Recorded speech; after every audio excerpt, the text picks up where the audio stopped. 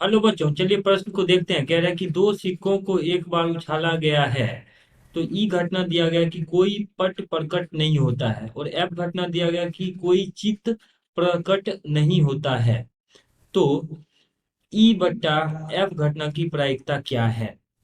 तो दिए गए प्रश्न के लिए हमारे पास जो मुख्य अवधारणा है, मुख्य अवधारणा यदि हम इस प्रश्न के लिए देखें तो ये है कि प्रायिकता ई बट्टा एफ का मान होता है प्रायिकता ई वह निष्ठ एफ बटा प्रायिकता एफ।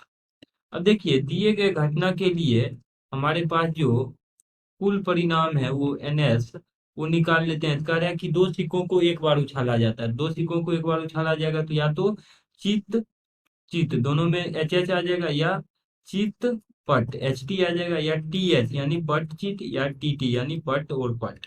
इस तरीके से कुल परिणाम आ जाएंगे। अब देखिए, ई घटना के लिए हम लिखते हैं तो ई घटना में कह रहा है कि कोई पट प्रकट नहीं होता है। तो कोई भी पट कहाँ पे प्रकट नहीं है, तो उसके लिए एक ही जो है सो एक ही हमारे पास कोई पट प्रकट नहीं होता है। तो कोई पट कहाँ पे प्रकट नहीं है, तो यहाँ पर भी एक पट है, यहाँ पर भी है, यहाँ पर भी, यहाँ पे नहीं है, तो इसके लिए आ जाएगा एच एच इस घटना के लिए। अब इसी प्रकार से एफ घटना के बारे में लिखें तो एफ घटना में कह रहा है कि कोई चित्त प्रकट नहीं होता, कोई चित्त प्रकट नहीं, अर्थात इसके लिए टी टी आ जाएगा।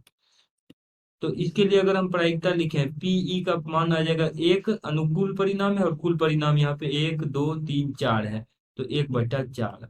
इसी प्रकार से प्रायिकता एफ के लिए आ जाएगा, एक अनुकूल है और कुल चार। अब देखिए, ई उभयनिष्ठ एफ के लिए हम देखें तो इसका मान, इन दोनों में कोई भी उभयनिष्ठ नहीं है, अर्थात इसका मान शून्य आ जाएगा। तो हमारे पास जो प्रश्न में निकालना है कि प्रायिकता ई बट्टा एफ क्या है, तो ई बट्टा एफ, ई उभयनिष्ठ एफ अर्थात शून्य बट्टा एफ, एफ घटना की प्रायिकता एक बट्टा चार है। तो शून्य बट्टा एक बट्टा चार अर्थात इसका मान जीरो के बराबर आ जाएगा। तो हमें जो प्रश्न में निकालना था प्रायिकता ई बट्टा एफ निकालिए, तो इसका मान शून्य के बराबर आ रहा है। और यही दिए हुए प्रश्न का अभीष्ट उत्तर है। आशा करते हैं कि इस प्रश्न का हल आपको समझ में आया होगा। धन्यवाद।